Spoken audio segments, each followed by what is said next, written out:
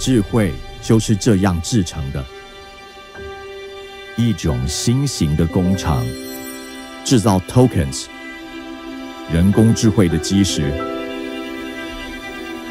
tokens 开拓了一个新领域，带人们步入非凡世界，孕育无限的可能。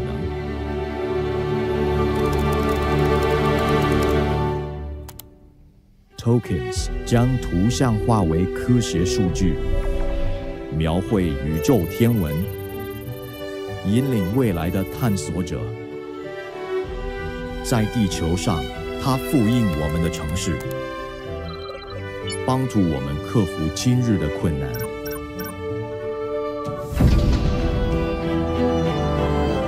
tokens 揭发物理定律，让我们更快抵达目的地。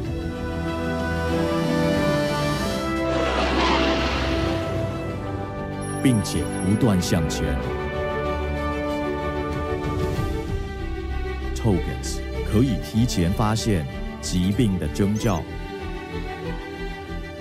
助我们揭开生命的奥秘。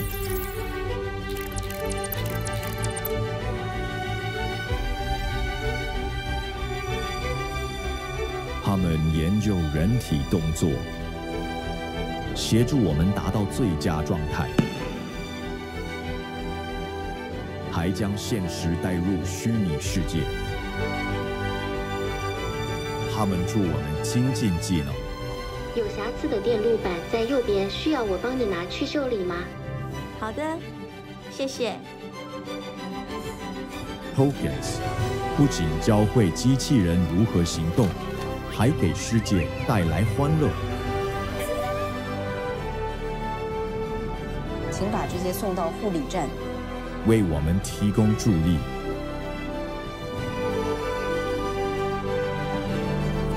并让美好生活触手可及。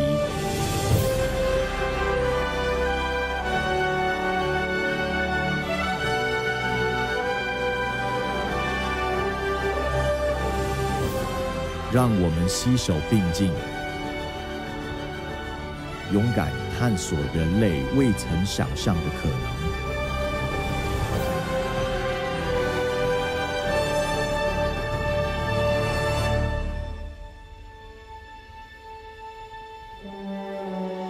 这一切都从这里开始。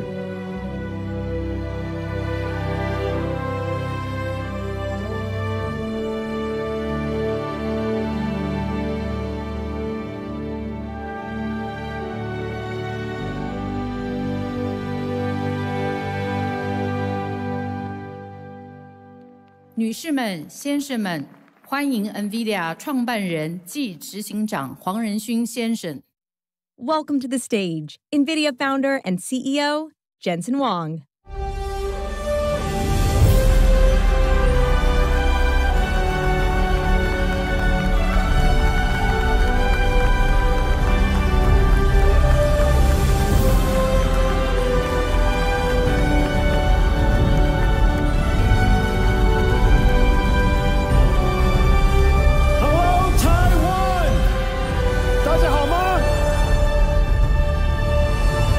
It's great to be here.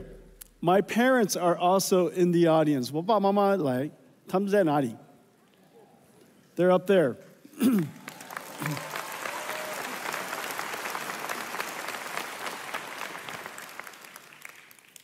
NVIDIA has been coming to Taiwan for over 30 years. This is the home of many of our treasured partners and dear friends. Over the years, you have seen NVIDIA grow up and seen us accomplish many exciting things and have been partnered with me all along the way. Today, we're going to talk about where we are in the industry, where we're going to go, announce some new products, exciting new products and surprising products that open new markets for us, creates new markets, new growth. We're going to talk about great partners and how we're going to develop this ecosystem together. As you know, we are at the epicenter of the computer ecosystem, one of the most important industries of the world. And so it stands to reason when new markets has to be created, we have to create it starting here at the center of the computer ecosystem. And I have some surprises for you, things that you probably wouldn't have guessed. And then, of course, I promise I'll talk about AI. And we'll talk about robotics. The NVIDIA story is the reinvention of the computer industry. In fact, the NVIDIA story is also the reinvention of our company. As I said, I've been coming here for 30 years. Many of you have been through many of my keynotes. Some of you, all of them. And just as you reflect on the conversation, the things we talked about in the last 30 years, how dramatic we changed. We started out as a chip company with a goal of creating a new computing platform. And in 2006, we introduced CUDA, which has revolutionized how computing is done. In 2016, 10 years later, we realized that a new computing approach has arrived. And this new computing approach requires a reinvention of every single layer of the technology stack. The processor is new. The software stack is new. It stands to reason the system is new. And so we invented a new system that on the day I announced it at GTC 2006, no one understood what I was talking about, and nobody gave me a PO. That system was called DGX-1. DGX-1, I donated the first one to a nonprofit company called OpenAI. And it started the AI revolution.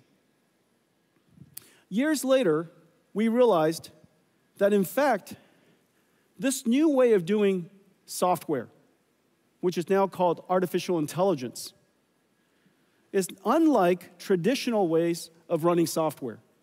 Whereas many applications ran on a few processors in a large data center, we call that hyperscale. This new type of application requires many processors working together, serving queries for millions of people. And that data center would be architected fundamentally different. We realized there were two types of networks. One for north-south, because you still have to control the storage, you still have to have a control plane, you still have to connect to the outside. But the most important network was going to be east-west. The computers talking to each other to try to solve a problem. We recognized the best networking company in east-west traffic for high-performance computing, large-scale distributed processing, a company that was very dear to our company and very close to our heart, a company called Mellanox, and we bought them 5 years ago, 2019. We converted an entire data center into one computing unit. And you heard me say before, the modern computer is an entire data center. The data center is a unit of computing. No longer just a PC, no longer just a server. The entire data center is running one job. And the operating system would change. NVIDIA's data center journey is now very well known. Over the last 3 years, you've seen some of the ideas that we're shaping and how we are starting to see our company differently. No company in history, surely no technology company in history, has ever revealed a roadmap for 5 years at a time. No one would tell you what is coming next. They keep it as a secret, extremely confidential. However, we realized that NVIDIA is not a technology company only anymore. In fact, we are an essential infrastructure company. And how can you plan your infrastructure, your land, your shell, your power, your electricity, all of the necessary financing around all over the world? How would you possibly do that if you didn't understand what I was going to make? And so we described our company's roadmap in fair detail, enough detail that everybody in the world can go off and start building data centers. We realize now we are an AI infrastructure company, an infrastructure company that's essential all around the world. Every region, every industry, every company will build these infrastructures. And what are these infrastructure? These infrastructure, in fact,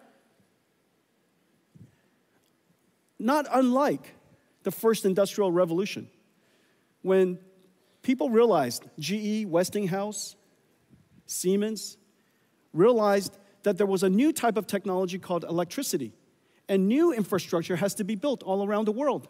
And these infrastructure became essential part of social infrastructure. That infrastructure is now called electricity. Years later, this is during all of our generation, we realized there was a new type of infrastructure. And this new infrastructure was very conceptual, very hard to understand.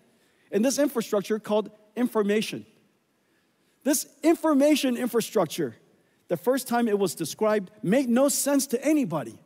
But we now realized it is the internet. And every internet is everywhere, and everything is connected to it. Well, there's a new infrastructure now. This new infrastructure is built on top of the first two. And this new infrastructure is an infrastructure of intelligence. I know that right now, when we say there's an intelligence infrastructure, it makes no sense. But I promise you, in 10 years' time, you will look back and you will realize that AI has now integrated into everything. And in fact, we need AI everywhere. And every region, every industry, every country, every company, all needs AI. AI has now part of infrastructure. And this infrastructure, just like the internet, just like electricity, needs factories. And these factories are essentially what we build today. They're not data centers of the past, a $1 trillion industry providing information and storage, supporting all of our ERP systems and our employees. That's a data center of the past. This is similar in the sense that it came from the same industry. It came from all of us, but it's going to emerge as something completely different, completely separated from the world's data center. And these AI data centers, if you will, are improperly described. They are, in fact, AI factories. You apply energy to it, and it produces something incredibly valuable. And these things are called tokens.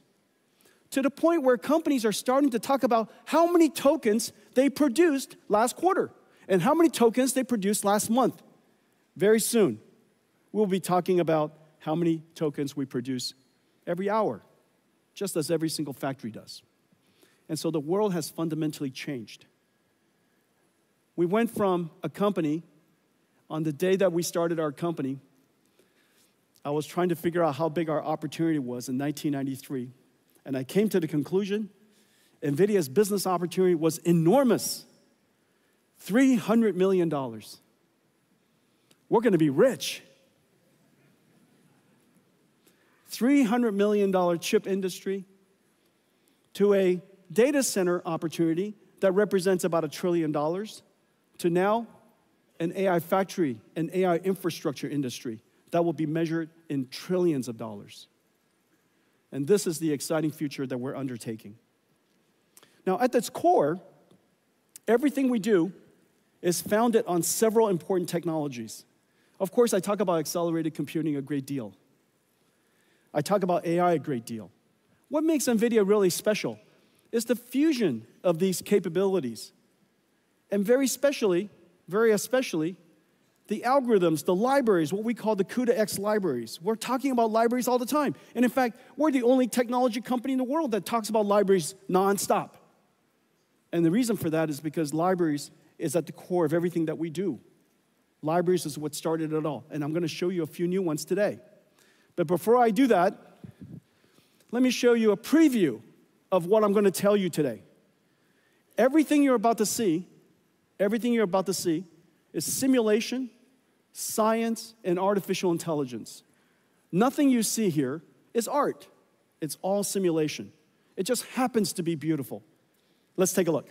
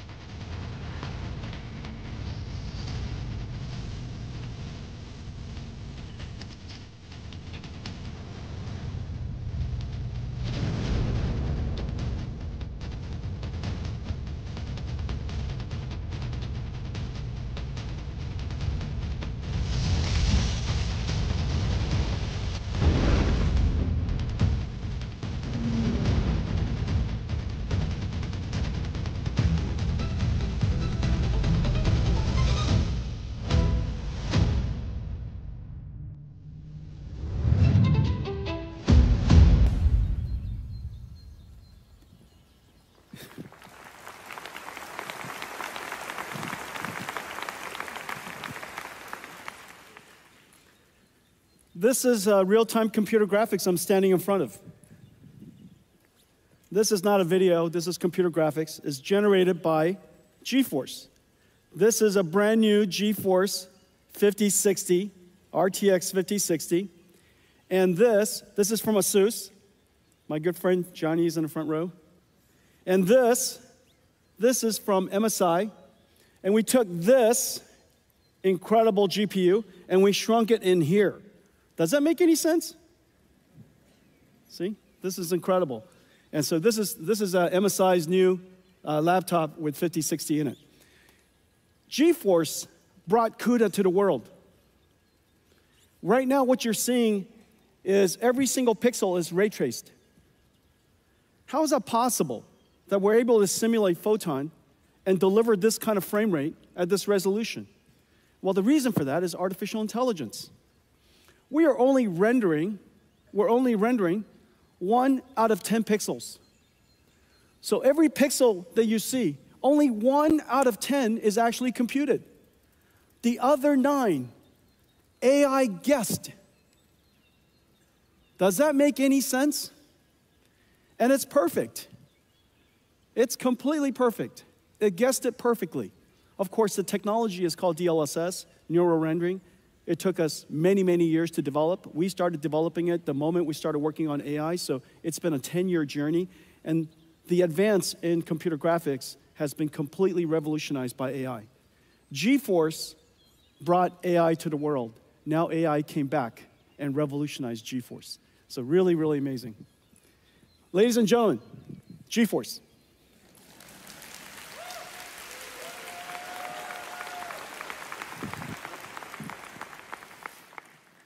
You know, when you're CEO, you have many children. And GeForce brought us here. And now all of our keynotes is 90% not GeForce. But it's not because we don't love GeForce. GeForce RTX 50 series just had its most successful launch ever, the fastest launch in our history. And PC gaming is now 30 years old. So that tells you something about how incredible GeForce is. Let's talk about libraries. At the core, of course, everything starts with CUDA. And by making CUDA as performant as possible, as pervasive as possible, so that the install base is all over the world, then applications can find a CUDA GPU quite easily. The larger the install base, the more developers want to create libraries. The more libraries, more amazing things are done, better applications, more benefits to users, they buy more computers. The more computers, more CUDA. That feedback path is vitally important. However, accelerated computing is not general purpose computing. General purpose computing, write software, everybody writes it in, Python or C or C++, and you compile it. The methodology for general purpose computing is consistent throughout. Write the application, compile the application, run it on a CPU. However, that fundamentally doesn't work in accelerated computing, because if you could do that, it would be called a CPU. What's the point of not just changing the CPU so you could write the software, compile the software, run it on a CPU? The fact that you would have to do something different is actually quite sensible.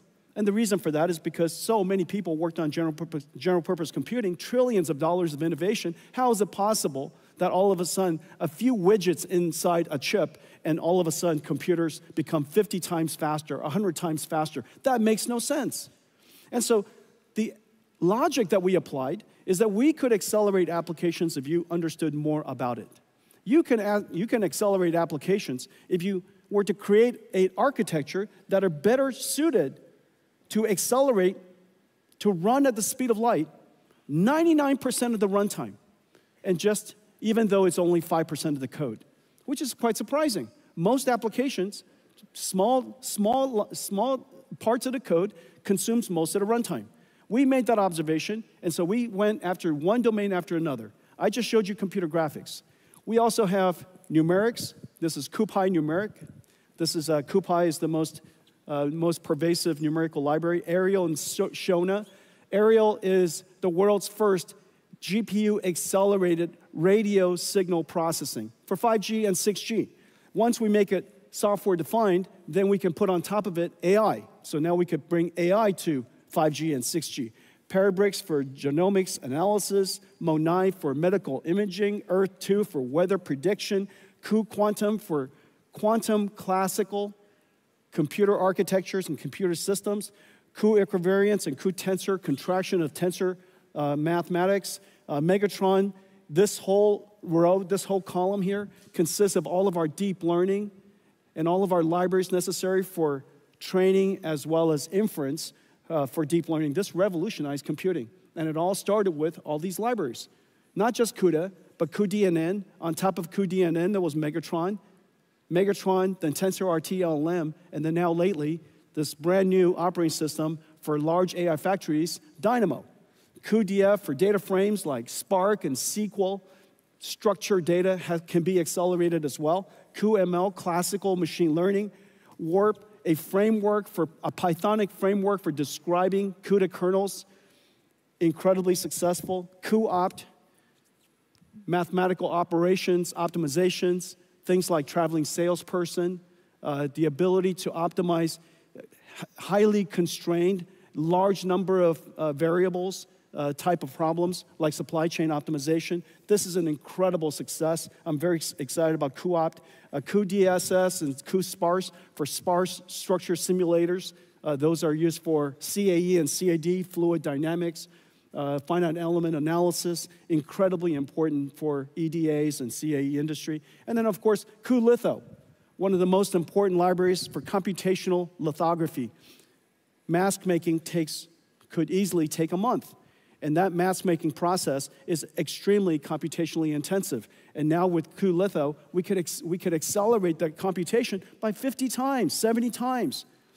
As a result, this is going to set the stage, open the world for applying AI to lithography in the future. We have great partners here. TSMC is using cuLitho quite extensively. ASML, Synopsys, excellent partners working with us in cuLitho. So the libraries themselves is what makes it possible for us, one domain of application after another domain of science, after another domain of physics, to be able to accelerate those applications. But it also opens up markets for us. We look at particular regions and particular markets and we say, that area could really be important to transform to the new way of doing computing.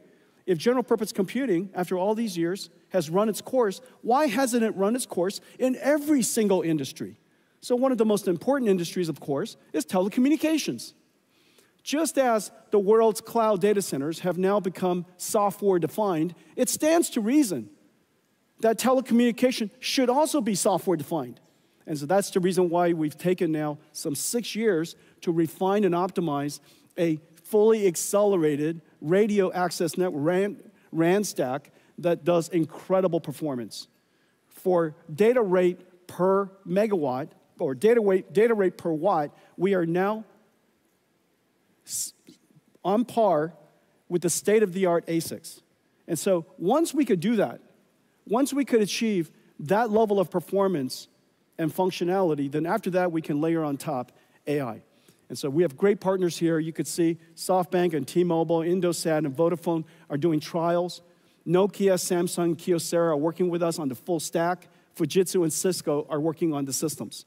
And so now we have the ability to introduce the idea of AI on 5G or AI on 6G along with AI on computing. We're doing that with quantum computing.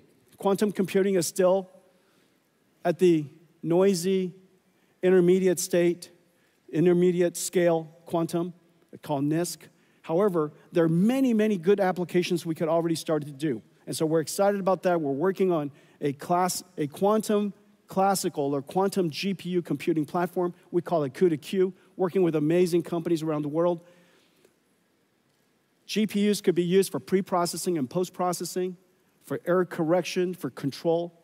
And so in the future, I predict that all supercomputers will have quantum accelerators, all have quantum QPUs connected to it.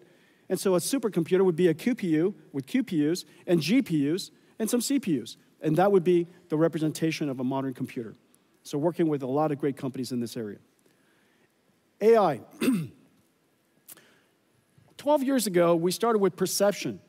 AI models that can understand patterns, recognize speech, recognize images. That was the beginning. The last 5 years, we've been talking about generative AI, the ability for AI to not just understand, but to generate. And so it could generate from text to text. We use that all the time in ChatGPT. Text to images, text to video, video to text, images to text. Almost anything to anything, which is the really amazing thing about AI, that we've discovered a universal function approximator, a universal translator. It can translate from anything to anything else if we can simply tokenize it, represent the bits of information. Well, now we have reached a level of AI that's really important. Generative AI gave us one-shot AI. You give it text, and it gives you text back. That was 2 years ago when we first engaged ChatGPT. That was the big, amazing breakthrough. You give it text, and it gives you text back. It predicts the next word, predicts the next paragraph. However, intelligence is much more than just what you've learned from a lot of data that you've studied. Intelligence includes the ability to reason, to be able to solve problems that you've not seen before, to break it down step by step, to maybe apply some rules and theorems to solve a problem you've never seen, to be able to simulate multiple options and weigh its benefits. Some of the technology you might have heard about, chain of thought, breaking it down step by step, tree of thought, coming up with a whole bunch of paths. All of these technologies are leading the ability for AI to be able to reason. Now, the amazing thing is, once you have the ability to reason, and you have the ability to perceive, that is, let's say, multimodal read PDFs, you could do search, you can use tools, you have now agentic AI. This agentic AI just does something that I've just described all of us do. We're given a goal, we break it down step by step, we reason about what to do, what's the best way to do it, we consider its consequences, and then we start executing the plan. The plan might include doing some research, might include doing some work, using some tools. It might include reaching out to another AI agent to collaborate with it. Agentic AI is basically understand, think, and act. Well, understand, think, and act is the robotics loop. Agentic AI is basically a robot in a digital form. These are going to be really important in the coming years. We're seeing enormous progress in this area. The next wave, beyond that, is physical AI. AI that understands the world. They understand things like inertia, friction, cause and effect. That if I roll a ball and it goes under a car, depending on the speed of the ball, it probably went to the other side of the car. But the ball did not disappear. Object permanence. You might be able to reason that if there's a table in front of you and you have to go to the other side, the best way to do it is not to go right through it. The best way is maybe go around it or underneath it. To be able to reason about these physical things is really essential to the next era of AI. We call that physical AI. And so in this particular case, you're seeing us simply prompt the AI, and it generates videos to train a self-driving car in different scenarios, and I'll show you more of that later. That's a dog. It said, generate me a dog, generate me one with a bird, with people. And it started out with the image on the left. And then the phase after that, we take reasoning systems, generative systems, physical AI, and this level of capability would now go into a physical embodiment. We call it a robot. If you could imagine that you can prompt an AI to generate a video to reach and pick up a bottle, of course you could imagine telling a robot to reach out and pick up the bottle.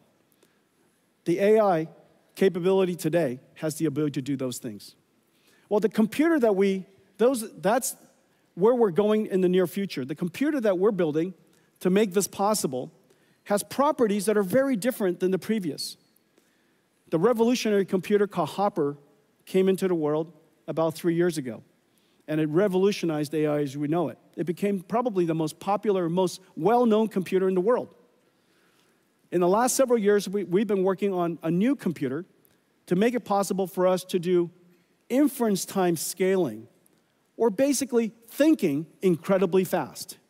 Because when you think, you're generating a lot of tokens in your head, if you will. You're generating a lot of thoughts, and you iterate in your brain before you produce the answer. So what used to be one-shot AI is now going to be thinking AI, reasoning AI, inference time scaling AI. And that's going to take a lot more computation. And so we created a new system called Grace Blackwell. Grace Blackwell does several things. It has the ability to scale up. Scale up means to turn what is a computer into a giant computer. Scale out is to take a computer and connect many of them together and let the work be done in many different computers. Scaling out is easy. Scaling up is incredibly hard. Building larger computers that is beyond the limits of semiconductor physics is insanely hard. And that's what Grace Blackwell does. Grace Blackwell broke just about everything. And all of you in the audience, many of you are partnering with us to build Grace Blackwell systems. I'm so happy to say that we're in full production, but we can also say it was incredibly challenging. Although the Blackwell systems based on HGX has been in full production since the end of last year and has been available since February. We are now just putting online all the Grace Blackwell systems. They're coming online all over the place every single day. It's available in CoreWeave now for several weeks. It's already being used by many CSPs.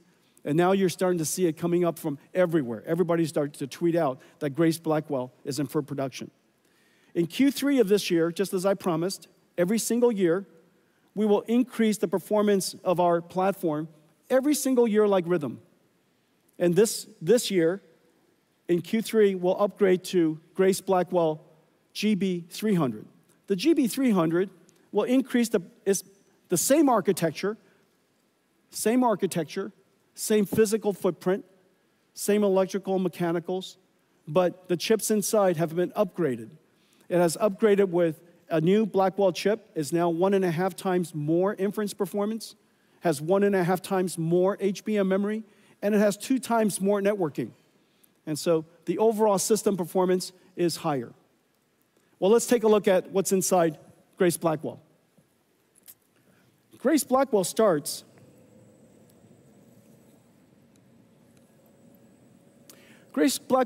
with this compute node. This compute node right here, this is one of the compute nodes. This is what the last generation looks like, the B200.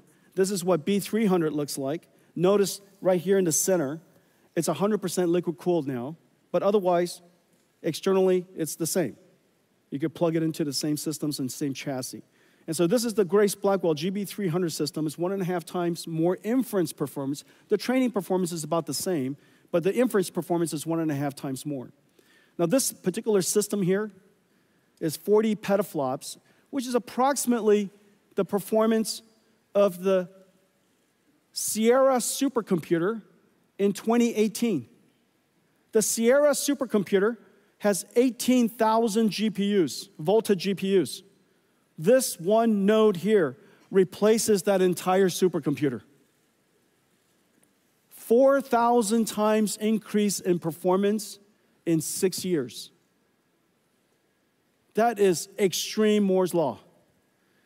Remember, I've said before that AI, NVIDIA has been scaling computing by about 1 million times every 10 years. And we're still on that track.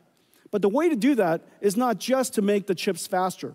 There's only a limit to how fast you can make chips and how big you can make chips. In the case of Blackwell, we even connected 2 chips together to make it possible. TSMC worked with us to invent a new CoWoS process called CoWoS-L that made it possible for us to create these giant chips. But still, we want chips way bigger than that. And so we had to create what is called NVLink. This is the world's fastest switch. This NVLink here, right here, is 7.2 terabytes per second. 9 of these go into that rack. And those 9 switches are connected by this miracle. This is quite heavy. That's because I'm quite strong. I made it look so light, but this is 70 pounds. And so this is the NVLink spine. 2 miles of cables, 5,000 cables structured, all coaxed, impedance matched, and it connects all 72 GPUs to all of the other 72 GPUs across this network called NVLink switch. 130 terabytes per second of bandwidth across the NVLink spine. So just put in perspective, the peak traffic of the entire internet, is 900 terabits per second. Divide that by 8. This moves more traffic than the entire internet. 1 NVLink spine across this 9 of these NVLink switches, so that every single GPU can talk to every other GPU at exactly the same time. This is the miracle of GB200. And because there's a limit to how far you can drive SerDes, this is as far as any SerDes has ever driven. From chip, this goes chip to the switch, out to the spine, to any other switch, any other chip, all electrical. And so that limit caused us to put everything in one rack. And that one rack is 120 kilowatts, which is the reason why everything has to be liquid cooled. We now have the ability to disaggregate the GPUs out of one motherboard, essentially, across an entire rack. And so that entire rack is one motherboard. That's the miracle. Completely disaggregated, and now the GPU performance is incredible, the amount of memory is incredible, the networking bandwidth is incredible, and now we can really scale these out. Once we scale it up, then we can scale it out into large systems.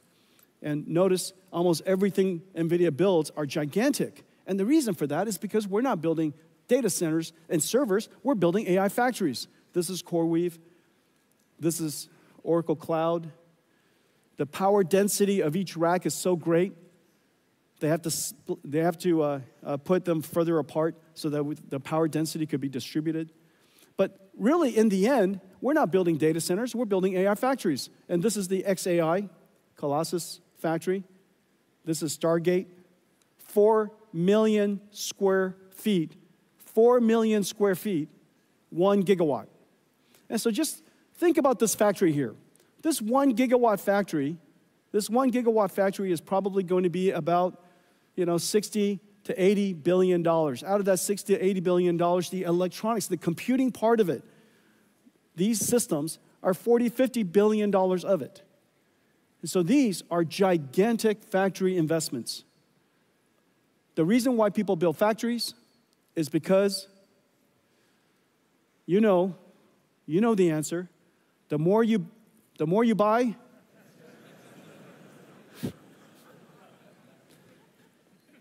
say it with me. The more you buy, the more you make. That's what factories do. Okay.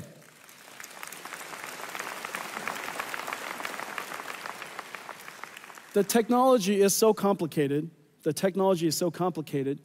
And in fact, just looking at it here, you still cannot get the deep appreciation of the amazing work that's being done in all of our partners and all of the companies here in the audience in Taiwan. And so we made you a movie. I made you a movie. Take a look. Blackwell is an engineering marvel. It begins as a blank silicon wafer at TSMC. Hundreds of chip processing and ultraviolet lithography steps build up each of the 200 billion transistors, layer by layer on a 12-inch wafer. The wafer is scribed into individual Blackwell die, tested and sorted, separating the good dies to move forward. The chip-on-wafer on substrate process, done at TSMC, SPIL, and Amkor, attaches 32 Blackwell dies and 128 HBM stacks on a custom silicon interposer wafer. Metal interconnect traces are etched directly into it, connecting Blackwell GPUs and HBM stacks into each system and package unit, locking everything into place. Then the assembly is baked, molded, and cured, creating the Blackwell B200 superchip. At KYEC, each Blackwell is stress tested in ovens at 125 degrees Celsius and pushed to its limits for several hours. Back at Foxconn, robots work around the clock to pick and place over 10,000 components onto the Grace Blackwell PCB. Meanwhile, additional components are being prepared at factories across the globe. Custom liquid cooling copper blocks from Cooler Master, AVC, Aorus, and Delta keep the chips at optimal temperatures. At another Foxconn facility, ConnectX-7 SuperNICs are built to enable scale-out communications, and Bluefield 3 DPUs to offload and accelerate networking, storage, and security tasks. All these parts converge to be carefully integrated into GB200 compute trays.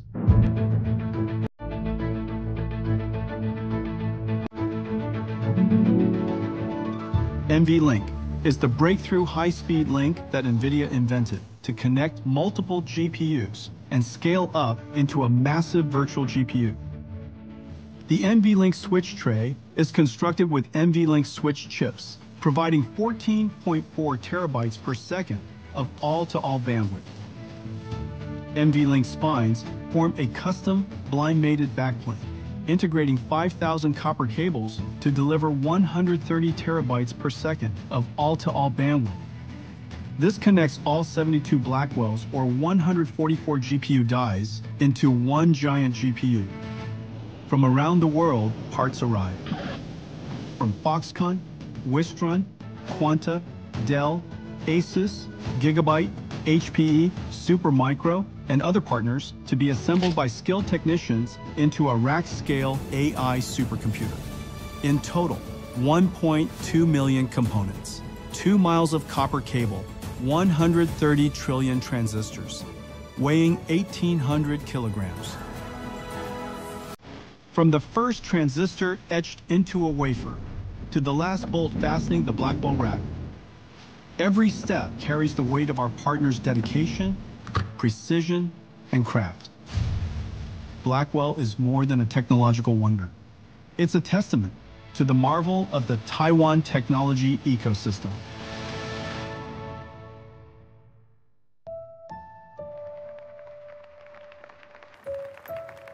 We couldn't be prouder of what we've achieved together.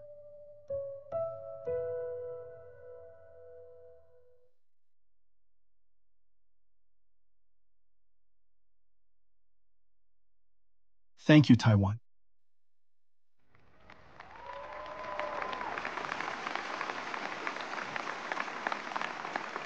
Thank you. Thank you. That was pretty incredible, right? But that was you. That was you. Thank you.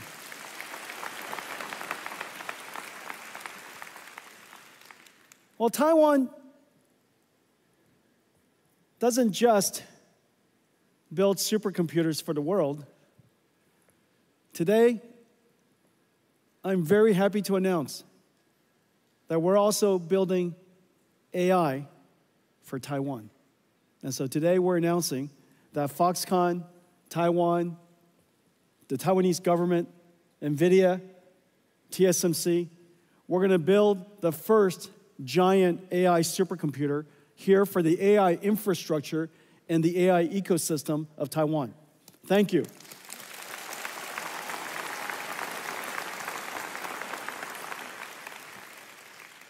Is there anybody who needs an AI computer? Any AI researchers in the audience?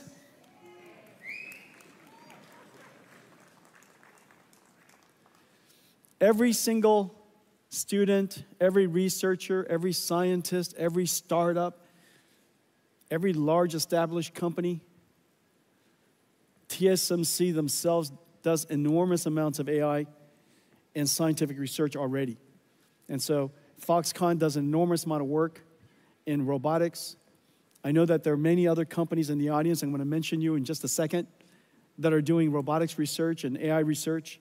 And so having a world-class AI infrastructure here in Taiwan is really important. All of that is so that we could build a very large chip. And NVLink and Blackwell, this generation, made it possible for us to create these incredible systems. Here's one from Pegatron and QCT and Wistron and WeWin. This is from Foxconn and Gigabyte and Asus. And you could see the front and the back of it. And its entire goal is to take these Blackwell chips that are, you could see how big they are, and turn it into one massive chip. Now, the ability to do that, of course, was made possible by NVLink. But it understates the complexity of the system architecture, the rich software ecosystem that connects it all together, the entire ecosystem of 150 companies that came together to build this. This architecture and the entire ecosystem in technology, in software, in industry has been the work of 3 years. This is a massive industrial investment. And now, we would like to make it possible for anybody who wants to build data centers. It could be a whole bunch of NVIDIA GB200s or 300s and accelerated computing systems from NVIDIA. It could be somebody else. And so today, we're announcing something very special.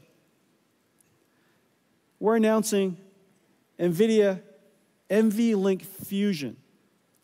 NVLink Fusion is so that you can build semi-custom AI infrastructure.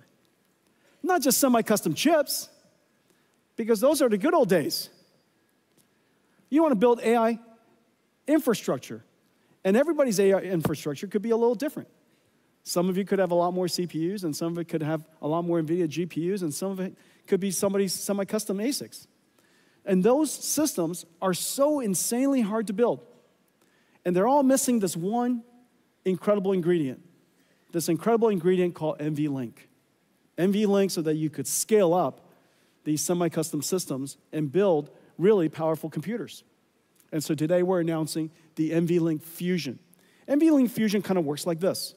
This is the NVIDIA platform, 100% NVIDIA. You got NVIDIA CPU, NVIDIA GPU, the NVLink switches, the networking from NVIDIA called Spectrum-X or InfiniBand, NICs, network interconnects, switches, and all of the entire system, the entire infrastructure built end-to-end. Now, of course, you can mix and match it if you like, and we now today make it possible for you to mix and match it even at the compute level. This would be what you would do using your custom ASIC.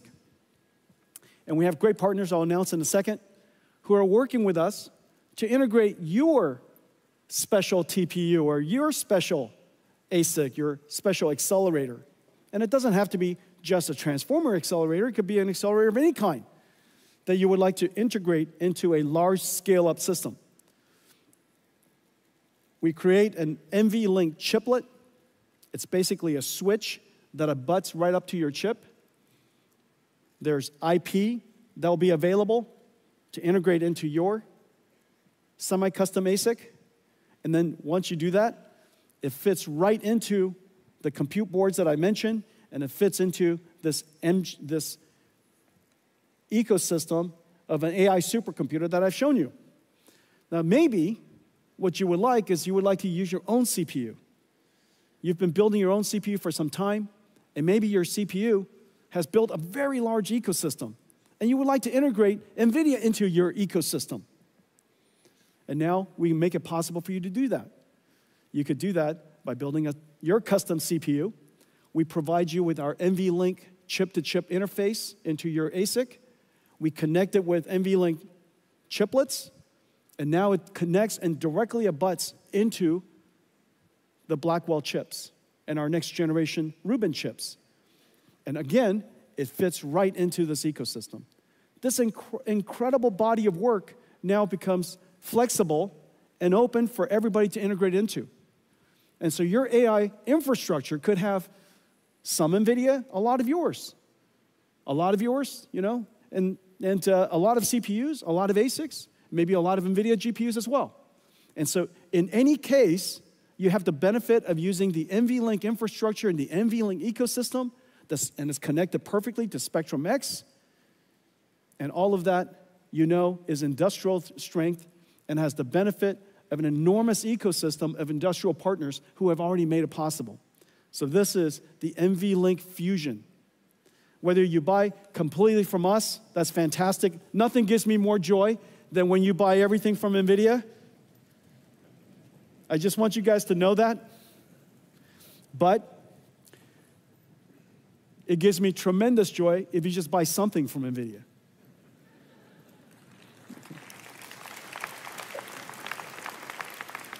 And so we have some great partners. L-Chip, Astera Labs, Marvell, and one of our great partners, MediaTek, are going to be partnering with us to work with ASIC or semi-custom customers, hyperscalers, who would like to build these things, or CPU vendors who would like to build these things, and they would be their semi-custom ASIC provider. We also have Fujitsu and Qualcomm who are building their CPUs with NVLink to integrate into our ecosystem. And Cadence and Synopsys, we've worked with them to transfer our IP to them so that they can work with all of you and make that IP available to all of your chips. So this ecosystem is incredible. But this just highlights the NVLink Fusion ecosystem. Once you work with them, you instantly get integrated into the entire larger NVIDIA ecosystem that makes it possible for you to scale up into these AI supercomputers. Now let me talk to you about some new product categories. As you know, I've shown you a couple of different computers. However, in order to serve the vast majority of the world, there are still some computers that are missing. And so I'm going to talk about them. But before I do that, I want to give you an update that, in fact, this new computer we call DGX Spark is in full production. DGX Spark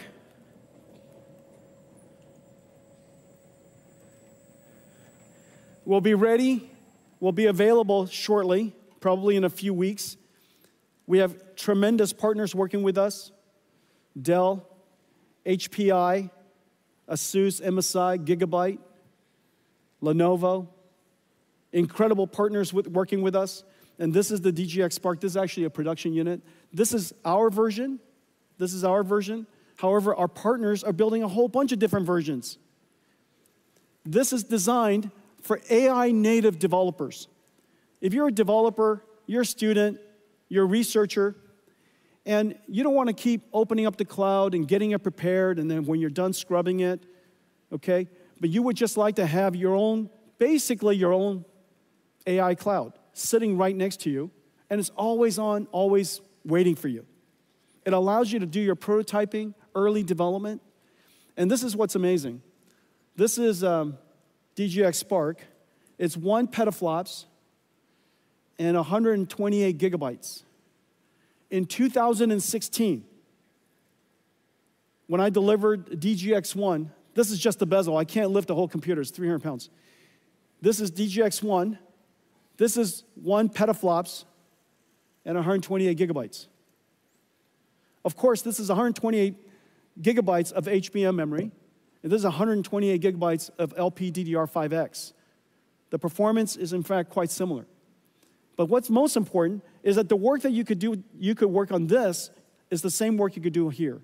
It's an incredible achievement over just the course of about 10 years.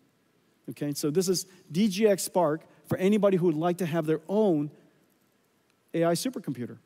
And it's, I'll let all of our partners price it for themselves, but one thing for sure, everybody can have one for Christmas. Okay.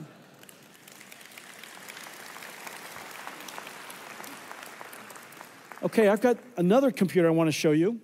If that's not enough, and you would still like to have your own personal, thank you, Janine. This is Janine Paul, ladies and gentlemen.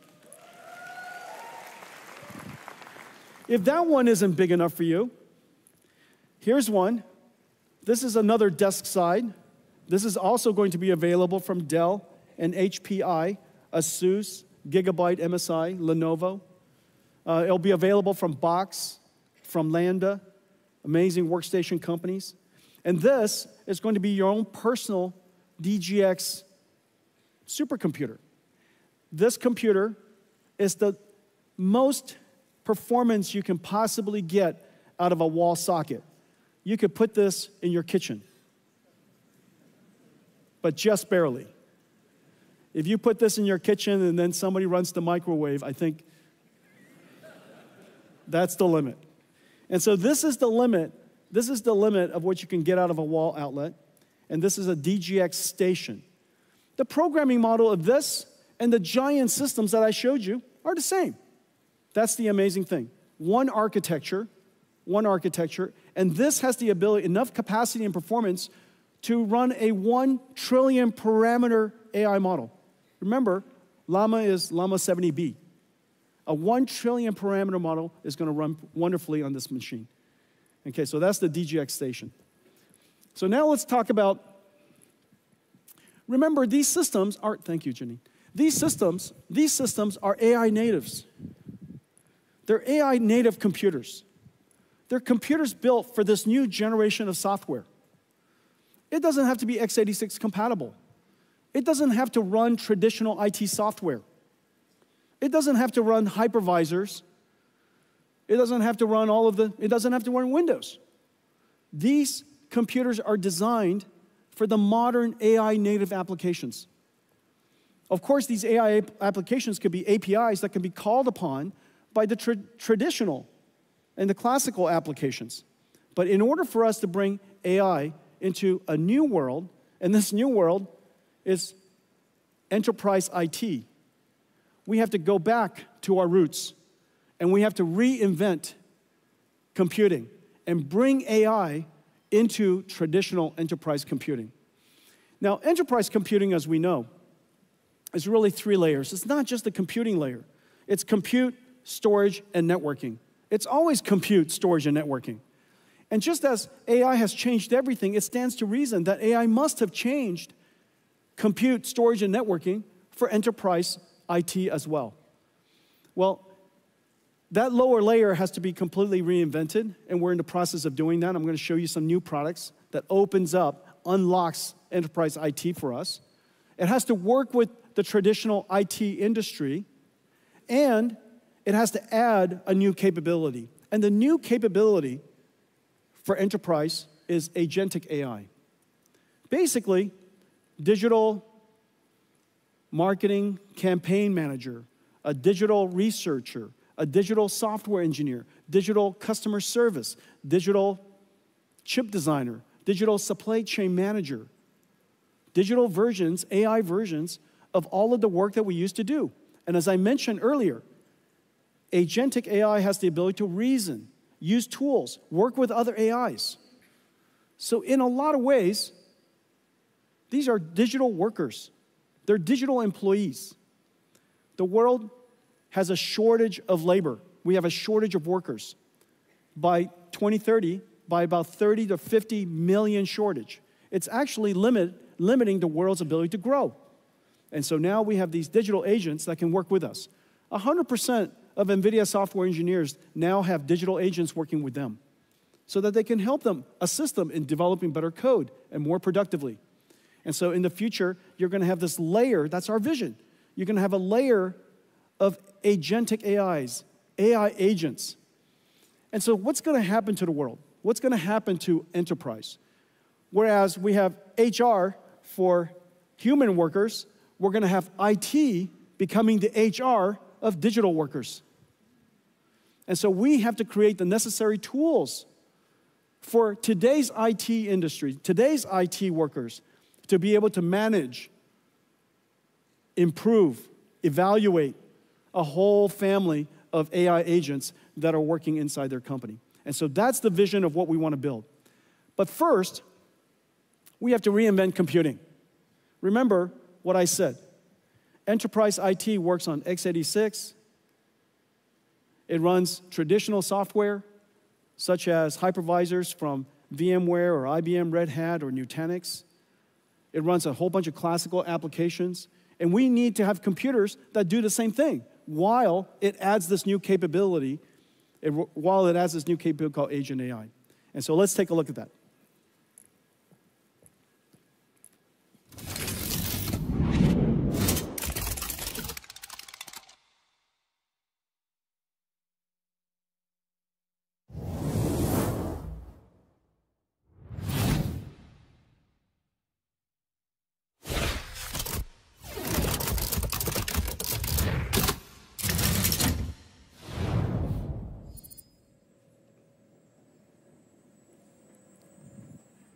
Okay, this is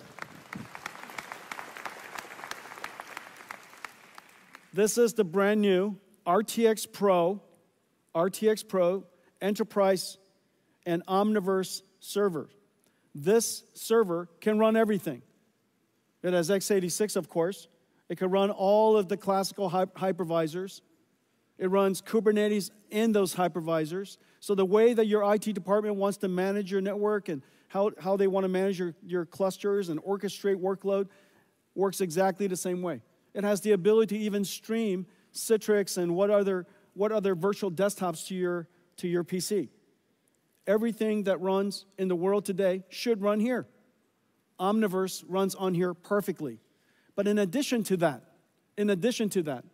this is the computer for enterprise AI agents. Those AI agents could be only text. Those AI agents could also be computer graphics. Little TJs, coming to you, little toy Jensens coming to see you, helping you do work. And so those AI agents could be either in text form, it could be in graphics form, it could be in video form. All of those workloads work on this system.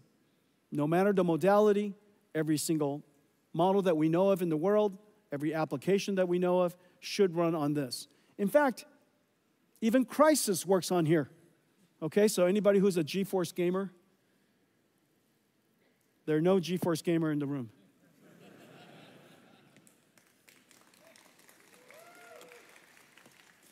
Okay, what connects these 8 GPUs, the new Blackwell RTX Pro 6000s, is this new motherboard. This new motherboard is actually a switched network. CX8 is a new category of chips. It's a switch first, networking chip second. It's also the most advanced networking chip in the world. This is now in volume production, CX8.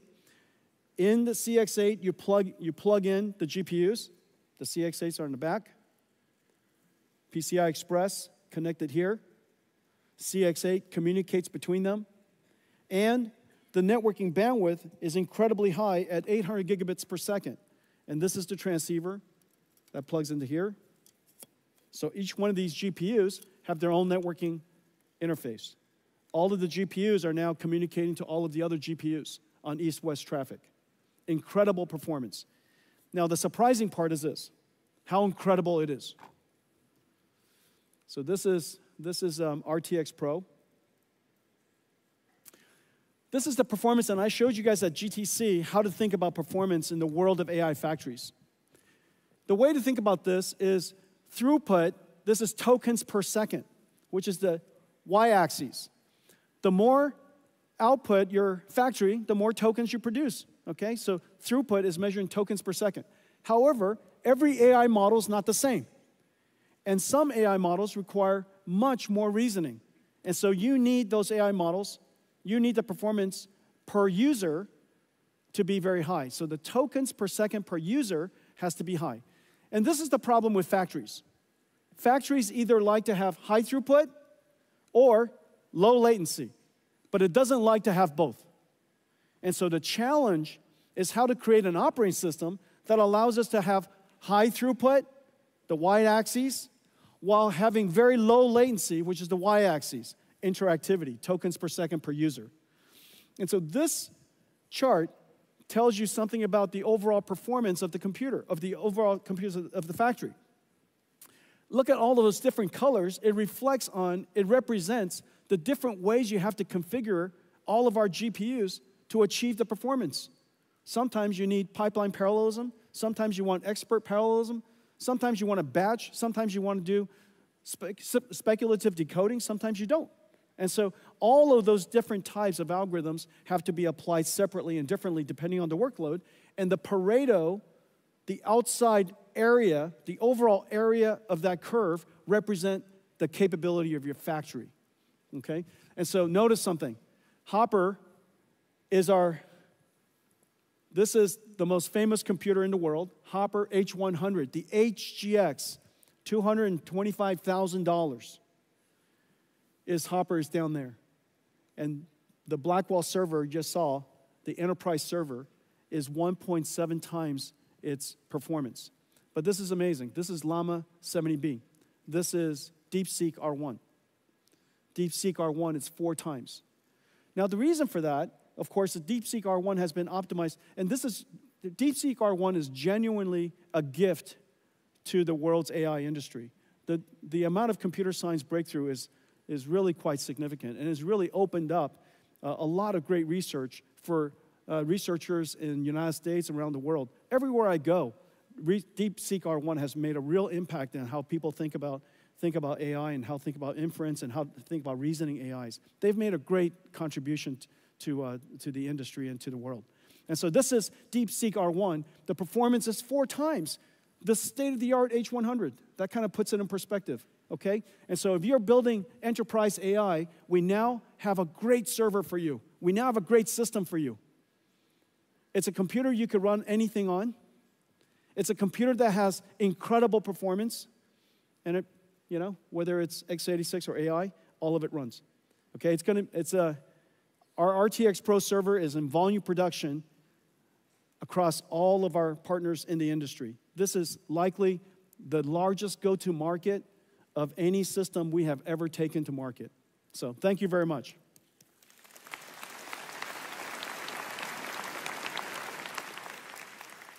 The compute platform is different.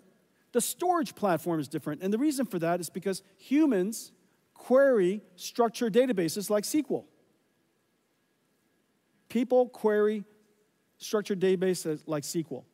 But AI wants to query unstructured data. They want semantic, they want meaning.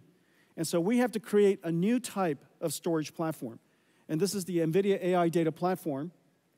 On top, just as SQL servers, SQL software, and file storage software from your storage vendors that you work with, there's a layer of very complicated software that goes with storage.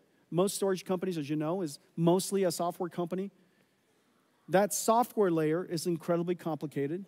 And so on top of a new type of storage system is going to be a new query system we call IQ, NVIDIA AIQ or IQ. And it's really state-of-the-art, it's fantastic. And working with basically everybody in the storage industry. Your future storage is no longer CPUs sitting on top of a rack of storage. It's going to be GPUs sitting on top of a rack of storage. And the reason for that is because you need the system to embed, find the meaning in the data, in the unstructured data, in the raw data. You have to index, you have to do the search, and you have to do the ranking. So that process is very compute intensive. And so most storage servers in the future will have a GPU computing node in front of it. It's based on the models that we create. Almost everything that I'm about to show you starts with great AI models. We create AI models. We put a lot of energy and technology into post-training of open AI models. We post-train these AI models with data that is completely transparent to you. It is safe and secure data, and it's completely okay to use to train, and we make that list available to you to see. And so it's completely transparent. We make the data available to you. We post-train the models, and our post-trained model performance is really incredible. It's right now, downloadable open source reasoning model. The Llama Nemotron reasoning model is the world's best. It's been downloaded tremendously. And also, we also surround it with a whole bunch of other AI models so that you can do what is called IQ, the retrieval part of it. It's 15 times faster than what's available out there, 50% better query results. And so these models are available, all available to you. The IQ blueprint are open source. And we work with the storage industry to integrate these models into their storage stack, their AI platform. This is vast. This is what it looks like. I'm not going to go into it. I just want to give you a texture of the AI models that are integrated into their platform. Let's take a look at what VAST has done. Agentic AI changes how businesses use data to make decisions. In just 3 days, VAST built a sales research AI agent using the NVIDIA IQ blueprint and its accelerated AI data platform. Using Emo Retriever, the platform continuously extracts, embeds, and indexes data for fast semantic search. First, the agent drafts an outline, then taps into CRM systems, multimodal knowledge bases, and internal tools. Finally, it uses Llama Nemotron to turn that outline into a step-by-step sales plan. Sales planning that took days now starts with an AI prompt and ends with a plan in minutes.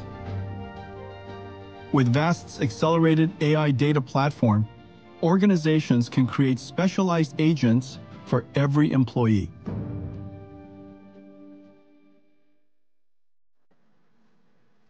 Okay, so that's Vast. Dell has a great AI platform, one of the world's leading storage vendors. Hitachi has a great AI platform, AI data platform. IBM is building an AI data platform with NVIDIA NeMo. NetApp is building an AI platform. As you could see, all of these are open to you. And if you're building an AI platform with a semantic query AI in front of it, NVIDIA NeMo is the world's best. Okay, so that gives you now compute for enterprise and storage for enterprise. The next part is a new layer of software called AI Ops. Just as supply chain has their ops and HR has their ops, in the future, IT will have AI ops. And they will curate data, they'll fine-tune the models, they'll evaluate the models, guardrail the models, secure the models, and we have a whole bunch of libraries of models necessary to integrate into the AI ops ecosystem. We got great partners to help us do that, to take it to market for us. CrowdStrike is working with us. Data IQ is working with us. Data Robots is working with us. You can see these are all AI operations creating fine-tuning models and deploying models for agentic AI in enterprise. And you could see NVIDIA libraries and models integrated all over it. So Data Robots, here's Data Stacks. This is Elastic. I think I heard somewhere that they're downloaded 400 billion times. This is Nutanix. This is Red Hat. This is Trend Micro here in Taiwan. I think I saw Eva earlier. Okay, hi Eva. Okay, weights and biases. Okay, and so that's it. This is how we're going to bring the world and bring to the world's enterprise IT the ability to add AI to everything that you do. You're not going to rip out everything from IT, the enterprise IT organizations, because companies have to run. But we can add AI into it. And now we have systems that are enterprise ready with ecosystem partners, incredible ecosystem partners. I think I saw Jeff earlier. There's Jeff Clark, the great Jeff Clark. He's been coming to Taiwan for as long as I have been coming to Taiwan, and has been a partner of yours for a long time. So there's Jeff Clark. And so our ecosystem partners, Dell and others, are going to take this platform, these platforms, to the world's enterprise IT. Okay, let's talk about robots. So agentic AIs, AI agents, a lot of different ways to say it, agents are essentially digital robots. Reason for that is because a robot perceives, understands, and plans. And that's essentially what agents do. But we would like to build also physical robots. And these physical robots, first, it starts with the ability to learn to be a robot. The ability to learn to be a robot can't be done in the physical world productively. You have to create a virtual world where the robot can learn how to be a good robot. That virtual world has to obey the laws of physics. Most physics engines don't have the ability to, with fidelity, deal with rigid and soft body simulation. And so we partner with DeepMind, Google DeepMind, and Disney Research to build Newton, the world's most advanced physics engine. It's going to be open sourced in July. It's incredible what it can do. It's completely GPU accelerated. It's differentiable, so you could learn from experience. It is incredibly high fidelity. It's super real time.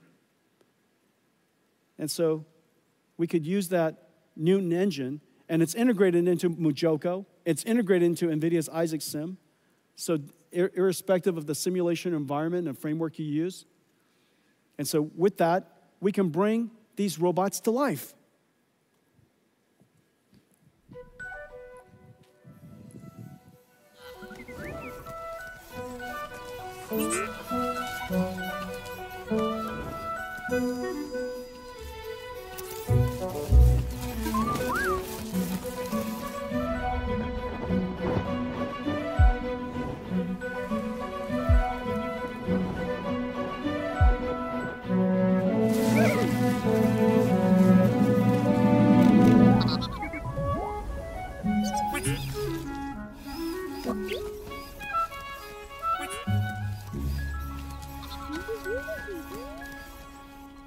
Who doesn't want that?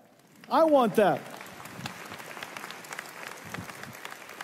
Can you imagine one of those little ones or a few of them running around the house, chasing your dogs, driving them crazy? And so, did you see what was happening? It wasn't an animation, it was a simulation. And he was slipping and sliding in the sand, in the dirt. All of it was simulated. The software of the robot is running in the simulation. And so it wasn't animated, it was simulated. And so in the future, we'll take the AI models that we train and we put it into that robot in simulation and let it learn how to be a great robot. Well, we're working on several things to help the robotics industry. Now, you know that we've been working in autonomous systems for some time. Our self-driving car basically has 3 systems. There's the system for creating the AI model, and that's GB200, GB300. It's going to be used for that, training the AI model. Then you have Omniverse for simulating the AI model. And then when you're done with that AI model, you put that model, the AI, into the self-driving car. Okay, this year, we're deploying Mercedes around the world, our self-driving car stack, end-to-end stack.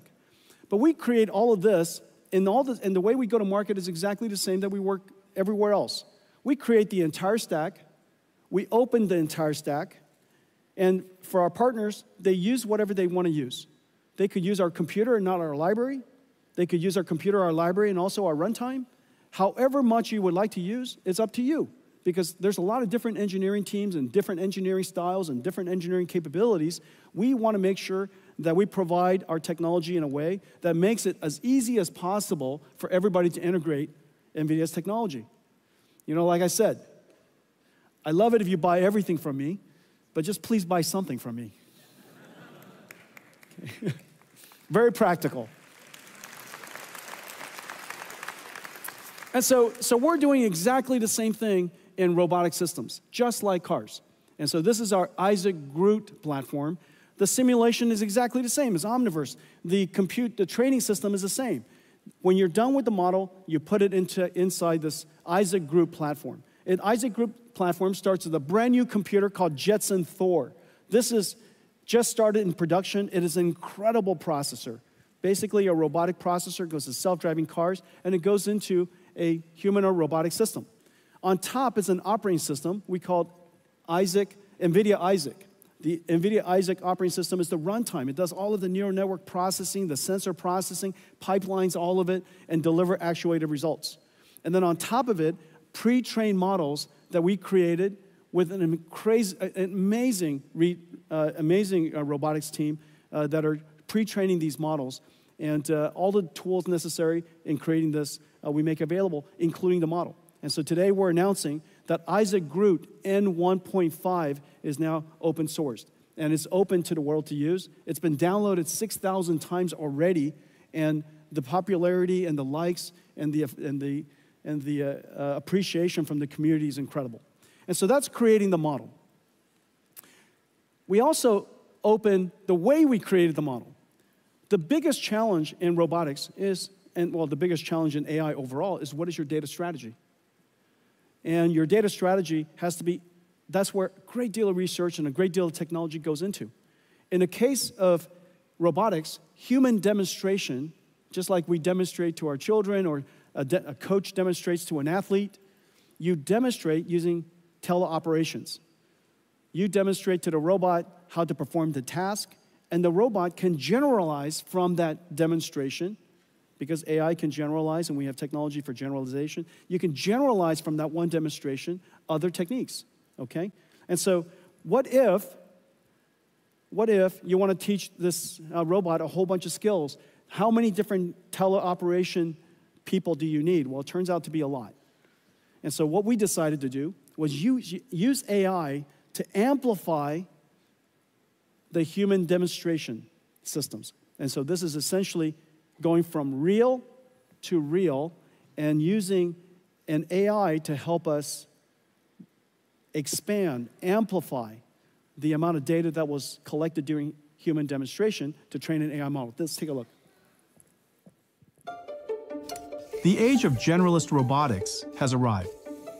with breakthroughs in mechatronics, physical AI, and embedded computing. Just in time, as labor shortages limit worldwide industrial growth. A major challenge for robot makers is the lack of large-scale, real, and synthetic data to train models. Human demonstrations aren't scalable, limited by the number of hours in a day. Developers can use NVIDIA Cosmos physical AI World Foundation models to amplify data. Groot Dreams is a blueprint built on Cosmos for large-scale synthetic trajectory data generation, a reel-to-reel data workflow. First, developers fine-tune Cosmos with human demonstrations recorded by teleoperation of a single task in a single environment. Then, they prompt the model with an image and new instructions to generate dreams, or future world states. Cosmos is a generative model, so developers can prompt using new action words without having to capture new teleop data. Once a large number are generated, Cosmos reasons and evaluates the quality of each dream, selecting the best for training. But these dreams are still just pixels. Robots learn from actions. The Groot Dreams blueprint generates 3D action trajectories from the 2D dream videos. This is then used to train the robot model. Groot Dreams lets robots learn a huge variety of new actions with minimal manual captures, so a small team of human demonstrators can now do the work of thousands. Groot Dreams brings developers another step closer to solving the robot data challenge.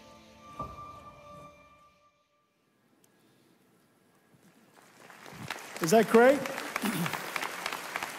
So in order for robotics to happen, you need AI.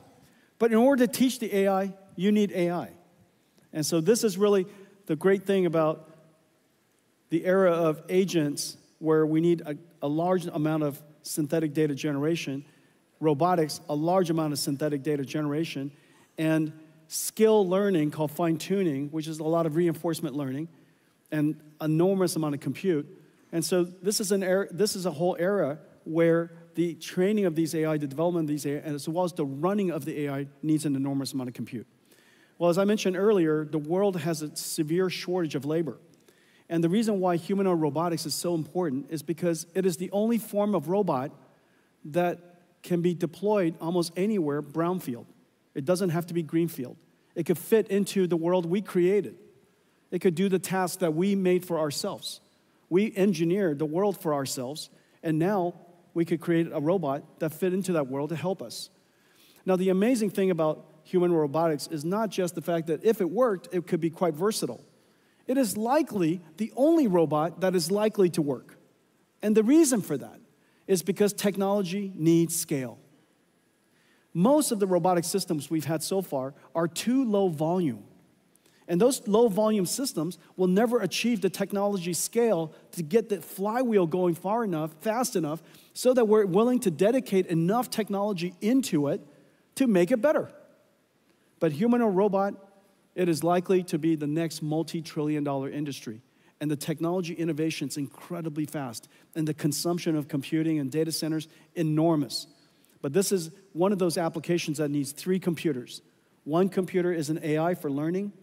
One computer is a simulation engine where the AI can learn how to be a robot in a virtual environment, and then also the deployment of it. Everything that moves will be robotic. As we put these robots into the factories, remember, the factories are also robotic. Today's factories are so incredibly complex. This is Delta's manufacturing line, and they're getting it ready for a robotic future. It is already robotics and software defined, and now in the future there will be robots working in it. In order for us to create robots and design robots that operate as a fleet, as a team, working together in a factory that is also robotic, we have to give it omniverse to learn how to work together. And that digital twin, you now have a digital twin of the robot, you have a digital twin of all of the equipment, you're going to have digital twin of the factory. Those nested digital twins are going to be part of what Omniverse is able to do. This is Delta's digital twin. This is WeWin's digital twin. Now, while you're looking at this, if you look at it too closely, you think that it's in fact photographs. These are all digital twins. They're all simulations. They just look beautiful. The image just looks beautiful, but they're all digital twins. This is Pegatron's digital twin. This is Foxconn's digital twin. This is Gigabyte's digital twin. This is Quanta's. This is Wistron's. TSMC is building a digital twin of their next fab. As we speak, there are $5 trillion of plants being planned around the world. Over the next 3 years, $5 trillion of new plants. Because the world is reshaping, because reindustrialization moving around the world, new plants are being built everywhere. This is an enormous opportunity for us to make sure that they build it well and cost effectively and on time. And so putting everything into a digital twin is really a great first step and preparing it for a robotic future. In fact, building that $5 trillion doesn't include a new type of factory that we're building. And even our own factories, we put in a digital twin.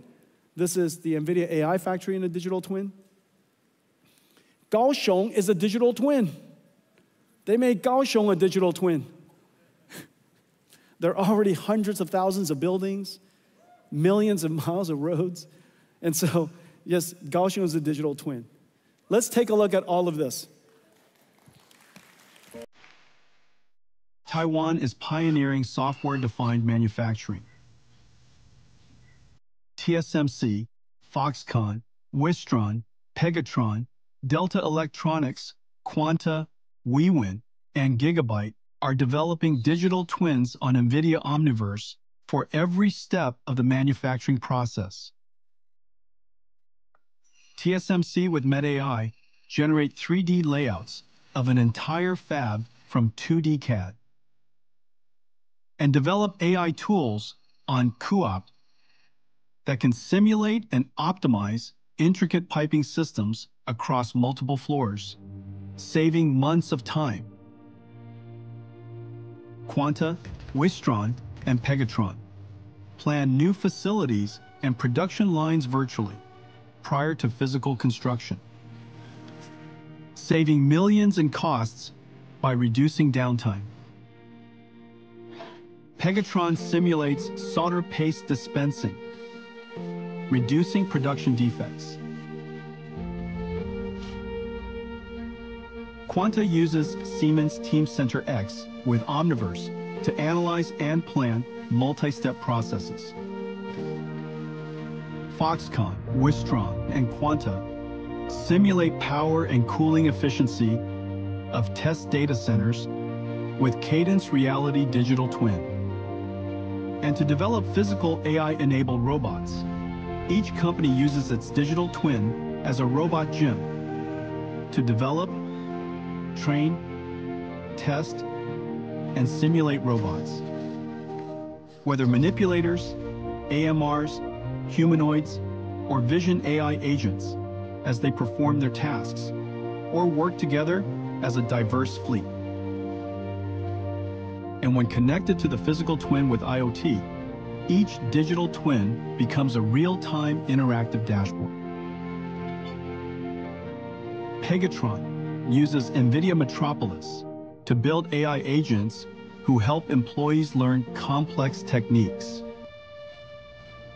Taiwan is even bringing digital twins to its cities. LinkerVision and the city of Kaohsiung use a digital twin to simulate the effects of unpredictable scenarios and build agents that monitor city camera streams, delivering instant alerts to first responders. The age of industrial AI is here, pioneered by the technology leaders of Taiwan, powered by Omniverse.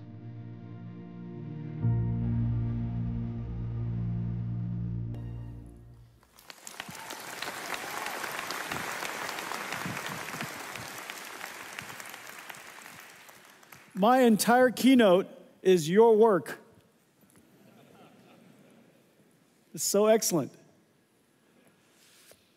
Well, it stands to reason that Taiwan, at the center of the most advanced industry, the epicenter where AI and robotics is going to come from, it stands to reason that this is an extraordinary opportunity for Taiwan. This is also the largest electronics manufacturing region in the world. And so it stands to reason that AI and robotics will transform everything that we do. And so it's really quite extraordinary that for one of the first times in history, that the work you do has revolutionized every industry, and now it's going to come back to revolutionize yours. At the beginning, I said that GeForce brought AI to the world, and then AI came back and transformed GeForce. You brought AI to the world. AI will now come back and transform everything that you do. It's been a great pleasure working with all of you. Thank you.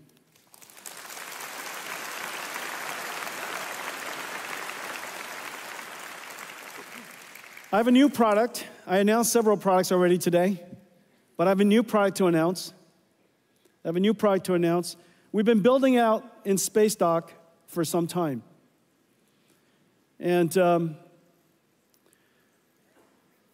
I think it's time for us to reveal one of the largest products that we've ever built.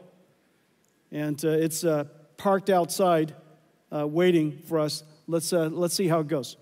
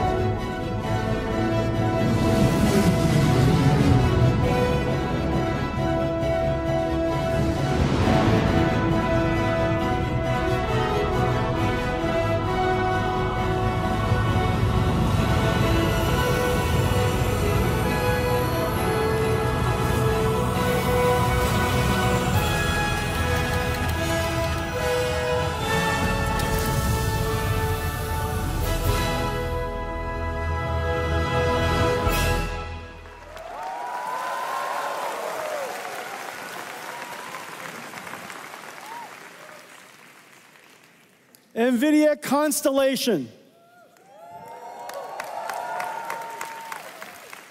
NVIDIA Constellation. Well, as you know, we have been growing.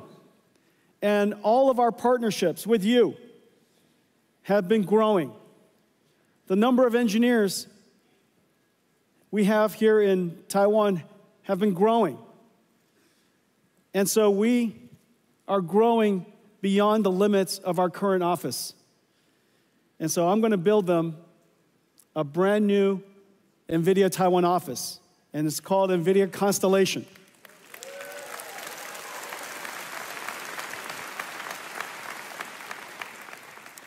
We've also been selecting the sites. And all of the mayors and all the different cities have been very kind to us, and I think we got some nice deals. I'm not sure. It seems quite expensive. But prime real estate is prime real estate. And so today, I'm very pleased to announce that NVIDIA Constellation will be at Beitou Shiling.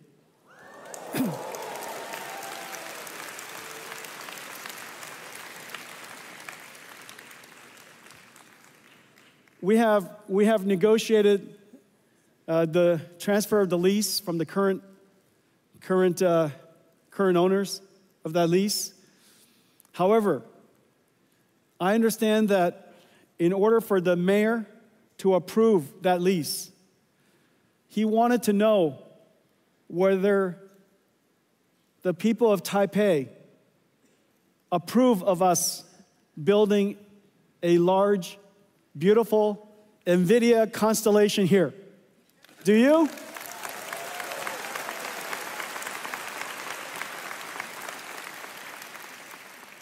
He also asked for you to call him.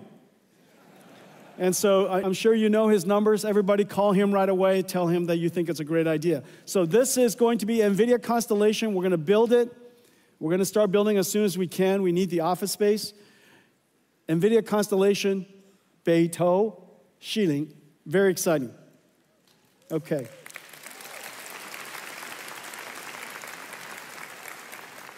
Well, I want to thank all of you. I want to thank all of you for your partnership over the years. We are at a once-in-a-lifetime opportunity. It is not an understatement to say that the opportunity ahead of us is extraordinary. For the very first time in all of our time together, not only are we creating the next generation of IT, we've done that several times. From PC to internet to cloud to mobile cloud, we've done that several times. But this time, not only are we creating the next generation of IT, we are in fact creating a whole new industry. This whole new industry is going to expose us to giant opportunities ahead. I look forward to partnering with all of you on building AI factories, agents for enterprises, robots, all of you amazing partners building the ecosystem with us around one architecture. And so I want to thank all of you for coming today. Have a great COMPUTEX, everybody. 大家谢谢. Thank you. Thank you for coming. Thank you.